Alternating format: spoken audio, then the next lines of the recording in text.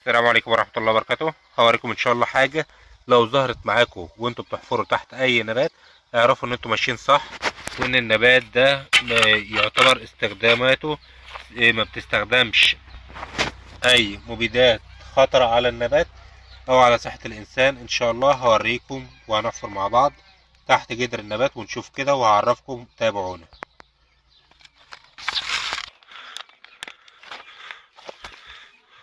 الحاجة دي وهي دودة الارض زي ما انتم شايفين، هنطلعها معاكم اهو. هي دي دودة الأرض زي ما انتم شايفين اهي، دي لسه صغيرة. هوريكم برضو شكلها وهي كبير في أحجام تحت الأشجار.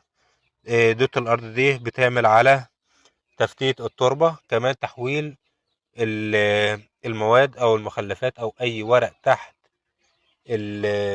الشجر بتاعنا لمخلفات نافعة أو لحاجات نافعة.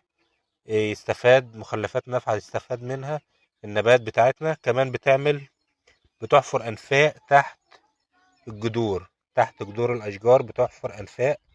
فبالتالي الأنفاق دي مهمة جدا ومفيدة جدا للنباتات، لأن بتعمل على تهوية التربة، ما بتخليهاش مكتومة، فبتساعد على تهوية التربة وتهوية جذور النباتات بتاعتنا.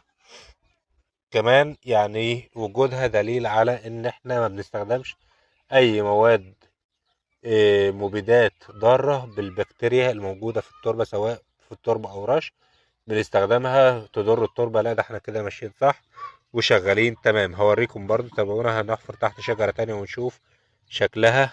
طبعا لازم نسيبها تاني وتشوف شكلها وهي كبيرة. حفرت تحت شجرة دراجون فروت تانية اهي.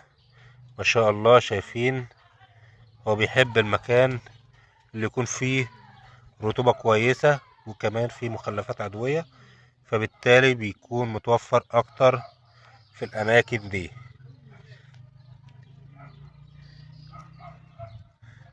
شايفين حتى حركته في التربة عاملة ازاي، بيتحرك جوه التربة بسهولة، لان ده البيت بتاعه. دي الانفاق بتاعته اهي، لو تلاحظوها على شكله. الحاجة دي لو موجودة عندنا في التربة نعرف ان احنا كده تمام. وما شاء الله يعني النبات بتاعنا شغال صح بإذن الله، وربنا يبارك للجميع. مهم جدا يبقى متوفر دودة الأرض دي في أي تربة، أو دودة الكمبوست، لأنها بتحول أي مخلفات عندنا لتربة نافعة ومهمة جدا للنباتات بتاعتنا. أتمنى تكونوا استفدتم من الفيديو، وإن شاء الله تابعونا في فيديوهات جاية كتير نعرف ونتعلم عن النباتات بتاعتنا إن شاء الله. وشكرا.